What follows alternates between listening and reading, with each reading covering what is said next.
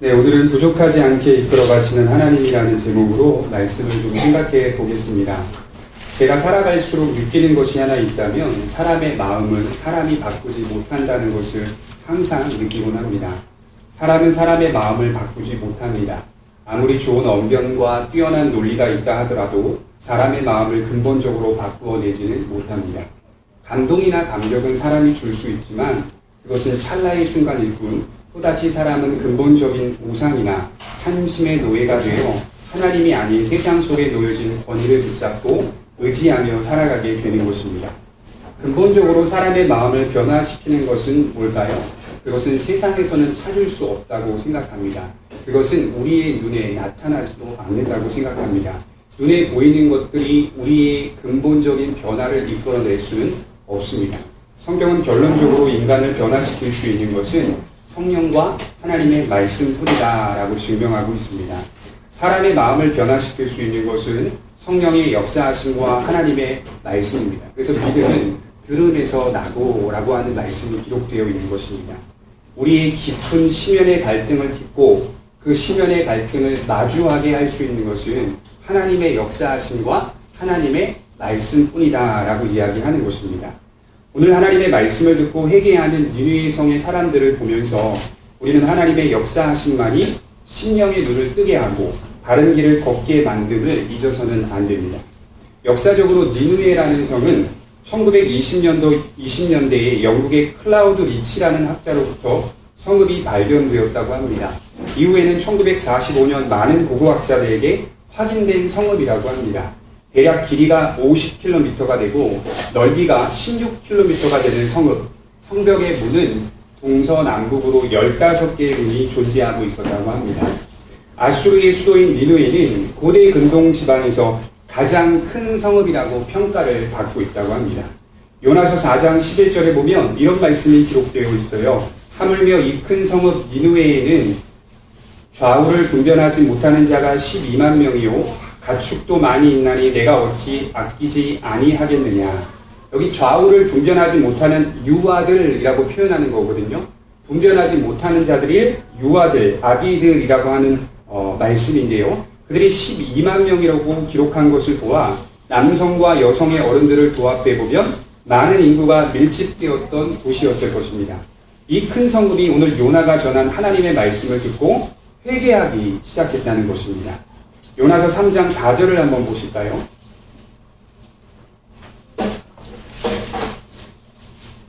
요나가 그 성읍에 들어가서 하루 동안 다니며 외쳐 이르되 40일이 지나면 니느웨가 무너지리라 하였더니, 여러분, 요나가 니느웨에서 전한 말씀이 무엇이었을까요?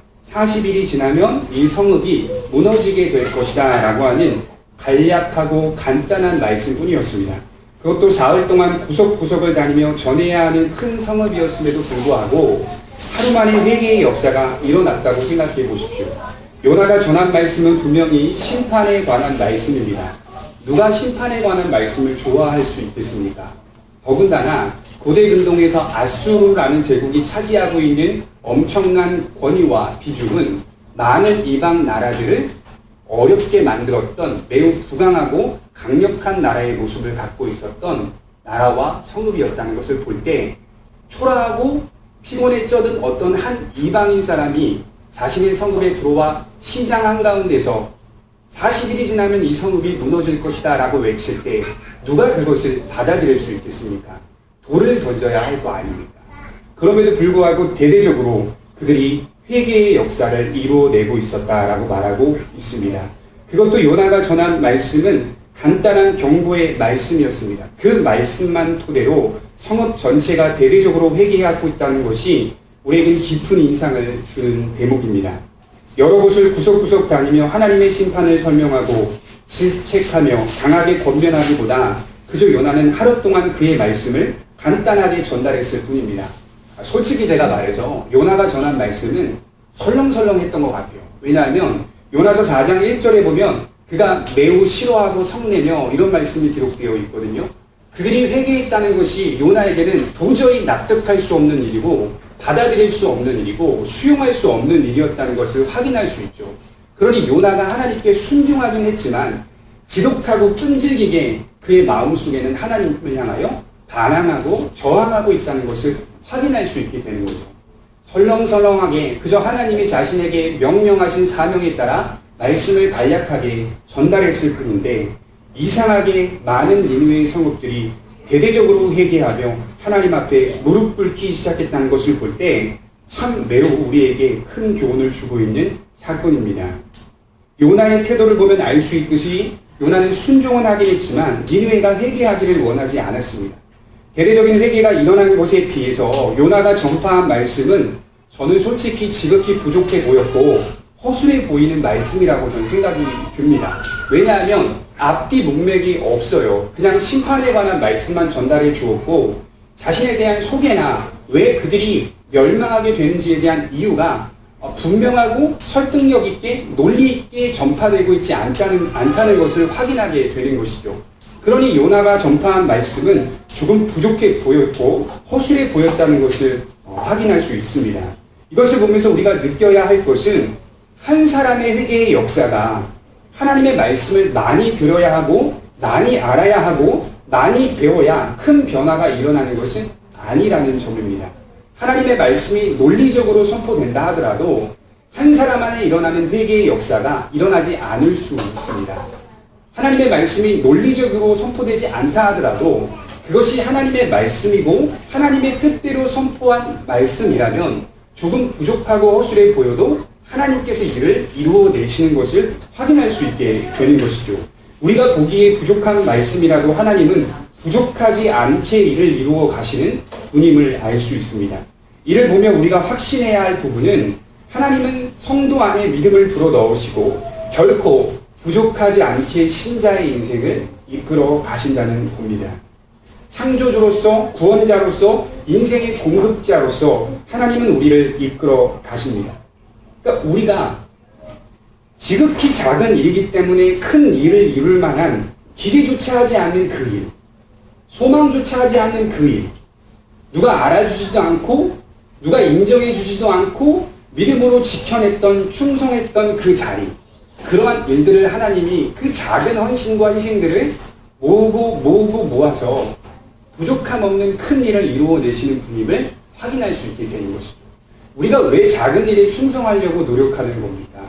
그 작은 일들을 모아서 큰 일을 이루어내시는 하나님을 보기 때문입니다. 비록 우리 자신이 부족하고 연약해 보여도 그 연약한 우리 자신 한 사람 한 사람들을 모아서 그 상처 하나하나를 모아서 상처받고 찢겨진 사람들을 위로하시고 교만한 자들은 다시 낮추셔서 하나님을 믿게 하시고 그 일들을 하나님이 인생의 실타래 속에서 이루어 가시는 것을 발견하게 되기 때문입니다. 그래서 신자는 낭망할 수 없습니다. 하나님이 우리를 부족하지 않게 이끌어 가시기 때문입니다. 신자의 신앙이 오직 하나님만 바라보도록 확신하도록 붙들어 가실 줄 믿습니다. 히브리서 13장 5절을 한번 찾아볼까요? 히브리서 13장 5절입니다.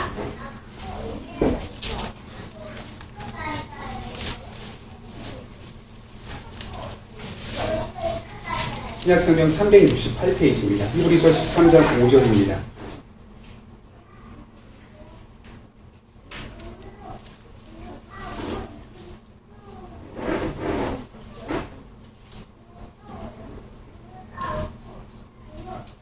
(5절) (6절) 제가 한번 읽어드리겠습니다.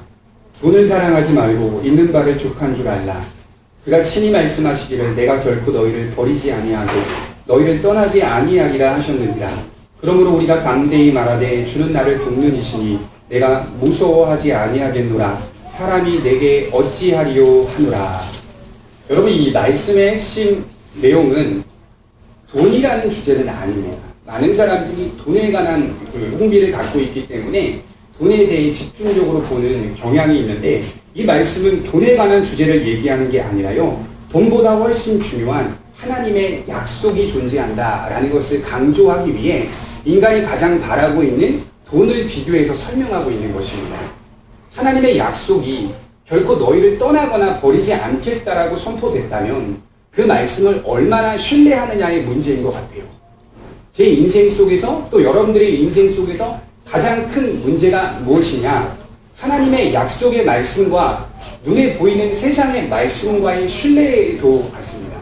얼마나 많이 하나님의 약속의 말씀을 신뢰하고 붙잡느냐. 하나님의 약속의 말씀을 신뢰하면 신뢰할수록 나타날 수 있는 열매가 내가 지금 갖고 있는 것에 만족함이 생기는 것이죠. 감사함이 생기는 것이죠. 그러나 하나님의 약속의 말씀을 신뢰하지 못할수록 하나님의 약속의 말씀에 대한 감사보다는 나의 부족함 때문에 원망이 더 많이 우리 인생 속에 자리를 차지할 수 있게 되는 것이죠. 분명히 약속의 말씀은 하나님이 결코 너희를 버리거나 떠나지 않는다고 하였습니다. 우리가 이 세상 속에서 담대할 수 있는 비결은 하나입니다. 얼마나 그분을 신뢰하느냐. 그가 말씀하신 바를 얼마나 신뢰하느냐에 따라 우리가 담대할 수 있죠. 6절에 말하고 있듯이 사람이 내게 어찌하리요. 이 고백이 여러분들의 인생 속에 나타나고 계십니까? 그렇지 않다면 두렵고 무서울 때마다 외치세요. 사람이 내게 어찌하리요. 하나님의 약속이 존재하는데 사람이 나를 어떻게 두려워할 수 있으리요. 여러분 이 말씀은요. 시편 118편 6절에 기록된 말씀을 바울이 인용한 겁니다. 우리 한번 찾아볼까요? 시편 118편 6절입니다. 조금 더 강조되는 말씀입니다.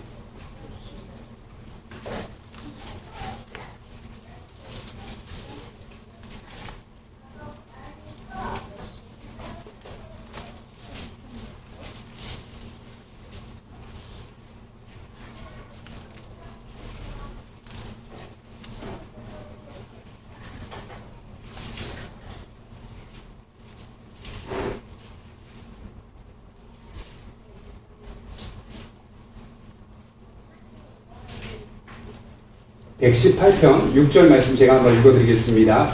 여호와는 내 편이시라 내가 두려워하지 아니하리니 사람이 내게 어찌할까. 여호와께서 내 편이 되사 나를 돕는 자들 중에 계시니 그러므로 나를 미워하는 자들에게 보응하시는 것을 내가 보리로다. 굉장히 중요한데요. 여호와께 피하는 것이 사람을 신뢰하는 것보다 나으며 여호와께 피하는 것이 높은 자리에 있는 자들을 신뢰하는 것보다 낫도다. 엄청난 말씀이죠. 성도에게 주시는 약속의 말씀이 얼마나 부각되어 있고 강조되고 있는지 모릅니다.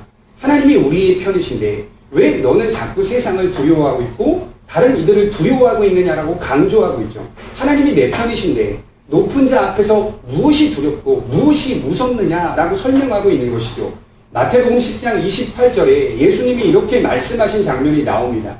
몸은 죽여도 영혼을 능히 죽이지 못하는 자를 두려워하지 말고 오직 몸과 영혼을 능히 지옥에서 멸하시는 이를 두려워하라.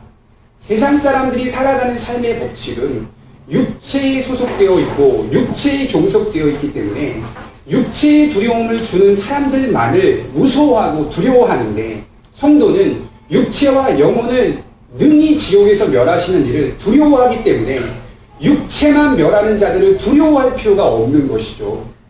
하나님이 진정한 멸함이 있는 권한과 권위가 있는 분이기 때문에 우리가 어찌 세상을 두려워할 수 있느냐. 담대할 수밖에 없다. 하나님이 너의 편이시니 그 말씀을 하고 있는 것이죠. 얼마나 약속의 말씀을 신뢰하느냐, 얼마나 약속의 말씀을 의지하느냐가 우리 신앙의 매우 큰 관건이라고 생각합니다. 결코 여러분들과 저를 하나님이 버리시지 않습니다. 떠나시지도 않습니다. 우리 인생 속에서 하나님은 있는 바를 족하게 여기도록 이끌어 가실 것입니다. 제가 말씀을 준비하면서 이런 생각을 해봤어요. 성도의 인생 가운데 하나님이 이끌어 가시는 인도 방법은 조율하심이겠구나 이런 생각이 들더라고요. 조율하심인 것 같아요. 성도의 인생 속에서 하나님께서 필요를 채우시기도 하고 그 필요의 부족함을 느끼기도 하시고 그리하여 조율을 해가시는 하나님의 통치 방법을 통해 우리 인생 가운데 우리를 통치하시고 인도하시고 주관하시는 주도권을 갖고 계시는 분은 하나님밖에 없구나라는 것을 알게 하는 거죠. 알게 하는 거죠. 세상 사람들은 이것이 납득이 안 되고 조율? 말도 안 돼. 왜냐? 세상 사람들은 풍요롭게 채워줘야만 신이거든요. 만족하게끔 자신의 탐욕을 채워줘야만 신이거든요. 성도에게 하나님은 때로는 가져가시기도 하고 주시기도 하며 조율하시며 갈등하며 하나님을 의지하고 신뢰하면서 인생 속에 참되신 진리를 발견하게 하고 경험하게 하시는 것을 통해 믿음이 참되구나. 그리스도 예수를 의지해야 맞구나. 하나님의 약속의 말씀이 변치 않구나라는 것을 알 수 있는 것입니다. 신자는 세상 앞에서 사람이 내게 어찌하리요. 하나님이 우리를 도우시는데 라는 고백을 하며 사는 존재들입니다. 담대하게 우리는 사람이 우리에게 어찌할 수 없습니다. 하나님이 우리와 함께 하시기 때문에 부족하지 않게 인도하시기 때문에 세상이 우리를 어찌할 수 없다는 고백을 하게 되는 것입니다. 마태복음 12장 41절에 보면 예수님을 불신하는 사람들을 모아놓고 이렇게 말씀하셨어요. 심판 때에 니느웨 사람들이 일어나서 이 세대 사람을 정죄하리니 이는 그들이 요나의 전도를 듣고 회개하였음이거니와 요나보다 더 큰 이가 여기 있으며 심판 때에 남방 여왕이 일어나서 이 세대 사람을 정죄하리니 이는 그가 솔로몬의 지혜로운 말을 들으려고 땅 끝에서 왔음이거니와 솔로몬보다 더 큰 이가 여기 있느니라. 무슨 말일까요? 예수님께서 말씀을 증거하고 기적을 베풀어도 여전히 예수님의 말씀과 예수님 그분을 믿으려 하지 않고 있는 존재들이 있었죠. 그들이 바리새인과 사두개인과 서기관들과 또 다른 많은 백성들이었을 것입니다. 그들은 전혀 미동도 하지 않았습니다. 그런 그들 앞에서 뭐라고 말씀하시는 거냐? 주님이 이렇게 말하죠. 요나보다 더 큰 이가 말씀하는데 왜 너희들은 미동도 하지 않느냐라고 강하게 질책하고 있는 것이죠. 그런데 여기서 조금 더 들어가서 생각해보면 요나 시대 때를 한번 생각해보자고요. 요나가 활동했던 시대 때 북왕국 이스라엘은 여로보암 2세가 통치하고 있었던 시대입니다. 제가 1장부터 잠깐 설명을 해드렸듯이 여로보암 2세가 북왕국 이스라엘을 통치했을 때는 이스라엘 나라가 문화적으로, 경제적으로, 정치적으로 안정을 누리고 번영을 하고 있는 시대였어요. 그럼에도 불구하고 여로보암 2세의 통치 기간을 짧게 성경이 어떻게 요약을 하고 있냐면 열왕기하서를 보면 찾아볼 수 있듯이 여호와 보시기에 심히 악을 행하여 그의 부친 여로보암의 길을 떠나지 아니하였더라. 이렇게 표현하고 있어요. 요나가 살고 있었던, 요나가 활동했던, 요나가 지금 니느웨에 가서 복음을 전도하고 복음을 전했던 그 시대적 배경 속에서는 회개하지 않고 있는 더러운 사람들이 더 크게 있었으니 그게 누구였다고요? 이스라엘 사람들이었다는 거예요. 이스라엘 사람들. 반면에 요나가 들어가서 하루 만에 복음을 증거하고 심판의 말씀을 전하자 대리적인 회개가 일어난 사람들이 누구였다고요? 이방 나라, 이방 사람들이었다고요. 그 사건을 통해 우리가 확인할 수 있는 게 무엇입니까? 수년 동안 이 자리에 나와서 교회에 나와 예배드리고 기도하고 찬송하며 하나님을 의지한다고 하며 나와서 똑같은 형식에 앉아있지만 어떤 사람들은 진실하게 하나님을 붙잡고 약속을 신뢰하며 인내하고 있는 사람이 있는가 반면에 어떤 사람은 단 한 번도 하나님 앞에 자신의 시면을 마주하지 못했다는 것이죠. 회개하지 못했다는 것이죠. 그러면서도 문제는 본인은 괜찮고 교회를 다니고 있지 않은 다른 사람이 문제라고 생각을 하고 있다는 것이죠. 그러나 성경을 보게 되면 다른 사람이나 지금 그곳에 앉아 형식적으로 신앙생활을 하고 있는 사람이나 별반 다를 게 없다라는 것이죠. 다른 게 하나 있다면 앉아있는 그 사람은 기회와 소망이 있다는 것을 알게 됩니다. 그래서 하나님이 우리에게 요구하시는 것은 할 수만 있다면 복음을 들을 때 신속히 회개하라. 신속히 진리를 받아들이고 회개하여 하나님을 의지하는 쪽으로 나아가라. 이것이 하나님이 우리에게 요구하시는 진리의 방법입니다. 요나가 하루 동안 심판의 메시지를 전하자 대대적으로 신속하게 왕에게 그것이 보고되고 왕으로부터 시작하여 모든 계층의 사람들이 회개하고 하나님을 의지하고 믿었다라는 고백을 발견할 수 있습니다. 요나가 전한 간단한 심판의 메시지가 고삐 풀린 망아지처럼 쾌락 속에 빠져 살아가는 그들의 깊은 심연을 건드렸습니다. 여러분 왜 이렇게 대대적인 회개가 일어나는지 아세요? 저는 이런 생각이 들더라고요. 어떤 사람들이 쾌락 속에 빠져 행복함을 추구하며 인생 가운데 세상적으로 살아가도 쾌락 가운데 쾌락을 즐기며 살아가도 그 안에 심연의 허전함과 공허함은 늘 항상 갖고 있는 것이죠. 그래서 그가 생각하기로는 누군가 자기 좀 잡아줬으면 좋겠다는 생각을 합니다. 중요한 건 멈추지 못해요. 계속 그 자리에 들어가요. 그러면서도 자기의 마음속에 누군가 자기의 고삐를 잡아줘서 깨닫게 하셔서 다시 돌이키게끔 해주셨으면 좋겠다라는 마음을 갖고 있는 것이죠. 쾌락 속에 살던 니느웨 사람들의 마음이 그랬다는 거예요. 누군가 고삐를 잡아줬으면 좋겠다. 이렇게 사는 게 아니라는 걸 알면서도 빠져나올 수 없는 무능력함을 보면서 허름하고 피곤에 쪄든 아주 초라한 이방 사람이 나와서 시장 한가운데서 40일이 지나면 이 성읍이 무너질 것이다 라고 하는 강력한 심판의 메시지를 듣고, 어쩌면 설렁설렁 대충 하면서 말씀을 전한 그 메시지를 듣고 그들의 심령이 건드려졌다고 한번 생각해 보십시오. 아, 그렇지, 저거지, 저것을 붙잡고 저 말씀을 붙잡고 저것을 믿고 나아가야겠구나 라고 생각하여 회개하는 역사를 이루고 있다는 것을 볼 수 있습니다. 성읍의 왕은 굵은 베옷을 입고 잿더미에 앉았고 조서를 내려서 단식을 선포합니다. 물도 마시지 않고 하나님을 의지하고 회개했다고 말합니다. 더 나아가 그들은 자신들이 기르고 있는 짐승들까지도 회개 기간에 집어넣어 경건한 시간을 보내고 있습니다. 재밌죠? 사실 언제부터 개나 돼지나 소나 양에게 옷을 입혔냐면 요때서부터 입힌 거예요, 사실은. 지금 애완견들 옷 입히잖아요. 사실 따지고 보면 회개할 때 입는 옷이에요, 옷은 사실은. 개나 짐승이나 돼지나 소나 양이나 다 굵은 베옷을 입혔다. 쪼가리를 입혀가지고 경건의 시간에 참여하게 되었다. 모든 피조물들은 하나님과 뗄 수 없는 관계 속에서 출발하게 된다는 것을 설명하게 되는 것이죠. 왜 이처럼 그들이 회개하고 있는 걸까요? 요나서 3장 9절에 보면 이렇게 말씀합니다. 하나님의 뜻을 돌이키시고 그 진노를 그치사 우리가 멸망하지 않게 하시리라. 그렇지 않을 줄을 누가 알겠느냐. 여러분, 이게 무슨 말씀일까요? 누가 알겠느냐의 신앙이라고 저는 생각합니다. 누가 알겠느냐의 신앙. 하나님은 누구도 용서할 수 있다는 믿음으로부터 시작되는 것이 참 믿음입니다. 이것이 요나서에서 매우 중요한 주제로 등장하는데, 요나가 처음 가기 싫었던 이유가 무엇일까요? 우리는 되고 남은 안 되고로 시작했다는 거예요. 우리는 용서하시고 이방나라 아수르의 수도 니느웨는 용서하지 않는다로 시작했다는 것이죠.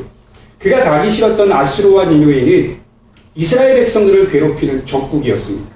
그리고 그들이 나타낸 수많은 악함들은 용서받을 수 없다라고 요나는 생각하고 있었습니다. 용서받아서도 안 된다고 생각했습니다. 그러나 하나님의 마음은 그게 아니었습니다. 돌이키시면 언제든지 하나님의 생각과 뜻과 계획을 돌이켜서 재앙을 내리지 않는 긍휼이 많으신 하나님, 용서하시는 하나님이 기본적인 하나님이 갖고 있는 선한 속성이라는 겁니다. 디모데전서 2장 4절을 한번 보겠습니다.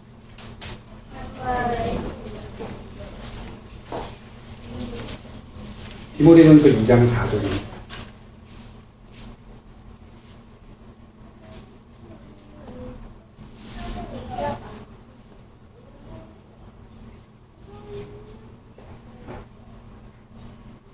디모데전서 2장 4절. 하나님은 모든 사람이 구원을 받으며 진리를 아는 데에 이르기를 원하시느니라.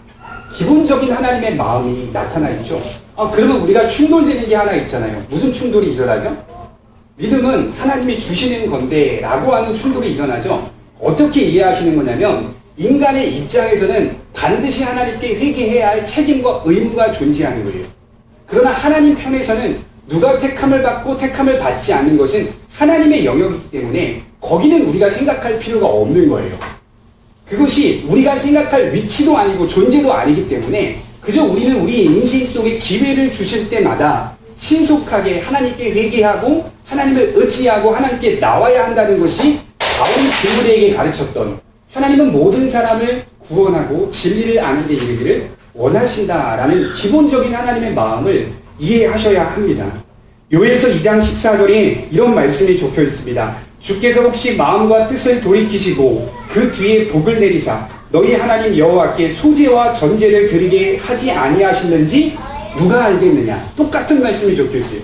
누가 알겠느냐. 하나님이 재앙을 내리시겠다고 계획했는데 재앙을 내리시는 민족이 회개했을 때 하나님이 그 회개를 받으시고 그들에게 재앙이 아닌 복을 내리실지 누가 알겠느냐.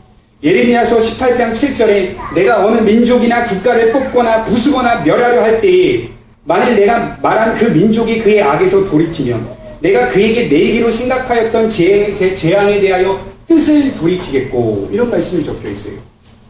하나님의 뜻이 언제 돌아선다고요? 하나님의 계획이 언제 돌아선다고요? 하나님께 회개하고 하나님 앞에 자신의 불쌍함과 연약함을 알고 용서를 구할 때 하나님이 반드시 돌이켜서 그들을 용서하신다는 것. 하나님의 법칙은 회개하는 자는 무조건 받아주십니다. 용서하시고 사랑하십니다. 이 회개는 반드시 삶의 개혁으로 나와야 한다는 것이 오늘 요나서의 말씀입니다. 우리 8절 말씀을 한번 보겠습니다. 요나서 3장 8절입니다.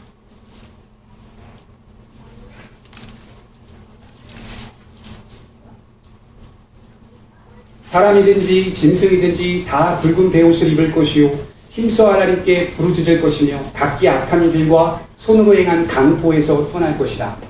회개가 하나님 앞에 용서를 구하는 것으로 멈춰 있지 않죠. 회개를 했다면 그의 악한 길에서 떠나려고 하는 그들의 모습이 같이 들어가 있는 것이죠. 믿음은 회개와 동시에 삶의 개혁이 함께 담겨져 있을 때의 믿음이라고 하는 겁니다. 비록 온전할 수는 없지만 그럼에도 불구하고 내가 하나님 앞에 회개했다면 반드시 삶의 개혁으로 나타나야 하는 것이죠. 어떤 사람이 이렇게 말합니다. 기독교는 관계의 종교이다. 이렇게 말하는 분을 제가 봤어요. 정말 그렇습니다. 기독교는 관계의 종교입니다. 하나님이 이런 말씀을 자주 하시죠. 나는 저들의 하나님이 되고 저들은 나의 백성이 되라. 가만히 생각해 보십시오. 하나님은 처음부터 인간에게 요구하셨던 한 가지의 특징이 있었어요. 내가 부모고 너희는 자녀다 라고 하는 특징이죠. 아담과 하와가 부모가 있었습니까? 본래 사람은 부모가 없었어요. 시작부터. 가만히 생각해 보세요. 본래 사람은 아담과 하와는 본래 참 부모가 하나님밖에 존재하지 않았다고요. 그들이 뱃속에서 10달 동안 있었다고요. 그런 내용이 없잖아요. 그저 그들은 어른으로 장성한 모습으로 하나님의 창조를 받았습니다. 그것을 통해 그들에게 알리고자 하셨던 것은 인간은 육체적 몸을 입고 이 땅에 태어난 것은 사실이지만 본래 인간의 참 부모는 하나님이라는 것을 강조하기 위해서입니다. 처음부터 끝까지 부모는 하나님이다. 이것이 무엇을 의미하냐? 하나님과 인간과의 관계를 설명하는 겁니다. 나는 저들의 하나님이 되고 저들은 나의 백성이 되리라. 어떻게 범죄가 일어났습니까? 이것이 분리됐잖아요. 죄를 짓자마자 생기는 것이 관계의 분리가 일어나는 거 아닙니까? 관계의 통합, 관계의 일치가 일어나는 것이 신앙생활 잘하는 거예요. 하나님과의 관계가 잘 정립되어 가고 있는 사람이 성숙한 신앙을 가진 사람의 모습입니다. 여러분들 자신을 점검할 때 먼저 점검하셔야 될 것은 내가 지금 하나님과의 관계를 잘 정립하고 있느냐 이런 것을 먼저 점검하셨으면 좋겠어요. 내가 지금 얼마나 하나님을 나의 부모로 생각하고 나의 구주로 생각하고 나의 주인으로 생각하며 내 인생의 주도권이 내가 아닌 하나님에게 있는 것을 확인하느냐. 그것으로 자신을 점검하는 데 시작하셔야 합니다. 그것이 하나님의 거룩하신 대로 너희도 거룩함이다. 이런 표현인 거예요. 그것이. 하나님 안에서 관계를 잘 정립하며 나아갈수록 우리 자신을 잘 점검하게 되고 그 안에서 참된 진리를 더 깊이 있게 듣게 되는 것입니다. 저희 아이가 자라기 전에는 지저분한 것이 무엇인지 또 이것은 지저분한 것인지 깨끗한 것인지 구분을 잘 못했습니다. 그런데 지금 자라면 자랄수록 너무 신기한 게 자기가 분별을 하기 시작합니다. 손이 지저분해지면 손 닦아달라고 와가지고 손 소리치더라고요. 똥을 싸면 똥 닦아달라고 놀다가도 응가응가 손가락으로 가르칩니다. 지저분한 것은 손에 대지 않으려고 합니다. 이 모습이 바로 회개예요. 회개를 한 성도의 모습이 바로 적용될 수 있는 부분인 거죠. 하나님이 우리를 더러운 곳에서 깨끗한 곳으로 불러주셨다면 다시는 더러운 곳에 들어가지 않으려고 하는 애씀이 존재해야 되는 거 아니에요? 그래도 우리는 더러운 곳에 들어갈 수밖에 없는 연약함으로 창조하셨어요. 재밌죠? 왜 하나님이 끝까지 완전한 성화를 이루지 못하게 하시는가? 왜 그럴까요? 예수를 믿고 완전하게 사람이 성화되지 왜 못하는 걸까요? 만약 여러분들과 제가 완전한 성화를 그리스도를 믿음을 통해 그 완전한 성화를 이루어냈다면 하나님 나라 가는 날까지 누가 하나님을 의지하겠습니까? 누가 하나님의 통치를 받기를 원하겠습니까? 최초의 하나님을 향하여 범죄했던 아담과 하와의 범죄가 완전한 사람으로부터 시작했기 때문에 그들 자신이 완전함으로 출생했기 때문에 완전한 출생으로 태어난 그들이 무엇을 행했다고요? 선악과를 따먹었잖아요. 하나님이 자신의 인생의 주인이라는 사실을 망각하고 또다시 범죄를 저지르는 모습을 나타낼 수 있기 때문에 그러니 항상 하나님은 성령 안에서 성령의 통치를 받으며 성령을 의지하며 성령을 믿으며 살아가게끔 천국 가는 그날까지 그렇게 확보해 놓으시고 그 길을 확보해 놓으시고 자꾸 넘어지게 하셔서 어쩌면 은혜의 깊이를 더 알게 하시는 거예요. 죄가 깊으면 바울이 말한 것처럼 은혜가 깊도다. 로마서에 보면 돌 감람나무가 참 감람나무에 접붙여졌다 이런 표현이 나오죠. 우리는 여전히 돌감람나무라는 거예요. 중요한 건 달라진 게 하나 있죠. 참 감람나무에 적국 펴진 요 차이가 있는 거죠. 그럼 참 감람나무가 돌감람나무에 돌의 열매를 맺는 것이 아니라 참 감람나무의 열매를 맺게 된다. 우리 능력이 아니기 때문에. 뿌리 자체가 참 감람나무에 있기 때문에. 너무 멋지죠. 성령이 우리를 인도해 가시고 주관해 가시면서 우리를 칭찬하시니 어떻게 해요? 너희가 했잖아. 너희가 순종하고 너희가 희생하고 너희가 헌신했잖아. 물론 선한 손과 그 희생과 헌신을 일으켜내는 하나님의 도움과 힘과 능력이 있었던 것은 맞지만 결국 하나님이 칭찬하시는 것은 사람에게 하시잖아요. 하나님이 얼마나 큰 위대하신 것, 은혜. 상급 주시는 것은 사람에게 주시잖아요. 얼마나 인내하고 하나님의 은혜를 의지하며 살아가느냐. 그러니 하나님의 통치와 하나님의 인도하심과 하나님의 능력의 존재함과 동시에 인간의 다짐과 반응도 존재한다. 인간의 다짐과 반응도 작지 않습니다. 매우 큽니다. 엄청 큽니다. 어쩌면 우리가 하나님께 얼마나 회개하고 의지하고 지속적으로 하나님의 말씀을 신뢰하고 의지하는 것이 우리 인생 속에 우리가 감당해야 할 책임과 은혜임을 잊어서는 안 됩니다. 물론 우리들 안에는 죄의 잔재가 여전히 끈질기게 우리로 하여금 반복적인 죄를 짓게 만듭니다. 그러나 여러분 속지 마십시오. 죄를 지어도 속지 마십시오. 결코 하나님이 우리를 버리지 않는다는 거예요. 언제 속는지 아십니까? 죄 짓고 나서 자책하고 절망할 때부터 이미 속고 있는 거예요. 당돌하게 살아갈 필요는 없지만 죄 지어도 당돌하게 살아갈 필요는 없지만 그럼에도 불구하고 완전히 절망할 필요는 더더욱 없다. 그렇게 가기 시작하면 박탈감이 생기고 하나님에 대한 약속의 말씀이 상대적으로 매우 빈약해 보이고 작아 보일 수밖에 없죠. 그러나 성경은 하나님의 약속이 인간의 어떠함보다 훨씬 크다. 유한은 무한을 담아내지 못한다. 이렇게 말씀하고 있는 것입니다. 우리가 성령 안에서 힘써 선한 소망을 추구하려는 마음이 왜 자꾸 우리 안에 지속적으로 들어오는 걸까요? 여러분들 안에 죄 지어도 이렇게 살면 안 되는데 이렇게 나아가면 안 되는데 라고 하는 마음이 왜 생기는지 아십니까? 왜 생기는 줄 아세요? 다른 사람들 이렇게 말하더라고요. 순종해야 천국 갑니까? 순종해야 복 받으니까 그거 아니에요. 그거 아니야. 만일 여러분들 안에 왜 선한 소망이 생기느냐 누군가 물었을 때 이렇게 대답한다면 순종해야 천국 가고 희생해야 천국 가고 뭐 해야 복을 받으니까 이런 마음으로 우리 안에 선한 소망이 생긴다면 그렇게 되면 사람이 더 삭막해지고 살벌해지고 기독교 신앙을 포장한 세상과 똑같은 법칙으로 서 있는 거예요. 내가 그거 해야 뭔가를 얻어내고 죄취할 수 있으니까 라고 한다면 그러나 우리 안에 순종의 생각이 자발적으로 생성되는 이유는 하나님의 선하신 은혜를 맛보았기 때문에 하나님이 선하신 분이라는 것을 확인했기 때문에 돌이키는 은혜를 주시고 용납하시고 사랑하시는 분임을 깨달았기 때문에 그 선하신 분이 죄를 미워하시고 싫어하시는 분임을 우리는 성경에서 확인하기 때문에 그렇게 살 수밖에 없는 겁니다. 나의 부족함과 나의 연약함과 나의 허술함과 나만이 하는 악도 하나님이 돌이킨다면 모두 용서하시기 때문에 그 큰 은혜를 바탕으로 선한 삶의 소망을 두는 것입니다. 여러분들이 왜 하나님의 말씀에 애쓰려고 하는지 아세요? 하나님의 선한 성품을 확인했기 때문에 뭘 얻어내려고 하는 것이 아니라 그분이 선하신 분이라는 것, 그분이 인자하신 분이라는 것을 알았기 때문에 우리 안에 선한 소망이 자꾸 생성되는 겁니다. 그것으로 출발하지 않으면 자꾸 우리의 신앙은 다른 사람과 비교하기 시작합니다. 자꾸 우리의 신앙은 경쟁하기 시작합니다. 자꾸 우리의 신앙은 아랫사람들을 하대하기 시작합니다. 자꾸 우리의 신앙은 남을 생각하지 않기 시작합니다. 나만 기도 소리가 크면 된다. 나만 찬송 소리가 크면 된다. 그러지 말라는 거죠. 기독교 신앙은 크게 찬송하면서도 크게 기도하면서도 작게 기도하는 사람들을 생각해 줄 수 있는 신앙. 함께 같이 가고. 그것이 왜 그러죠? 하나님의 선한 속성, 선한 성품을 의지하고 있기 때문에 자꾸 함께 가려고 하는 것. 이것이 그의 은혜의 성품을 닮아가기 위해서 나타나는 선한 소망이라는 것을 설명하고 있는 것입니다. 반드시 여러분 그 출발점을 용서하시는 하나님으로 출발하시기 바랍니다. 용서하시기를 원하시는 하나님으로 출발하시기 바랍니다. 그게 바로 성경은 거룩이라고 말합니다. 거룩한 행실과 거룩한 마음은 거룩하신 하나님을 전적으로 의지하는 데서부터 시작합니다. 말씀을 정리합니다.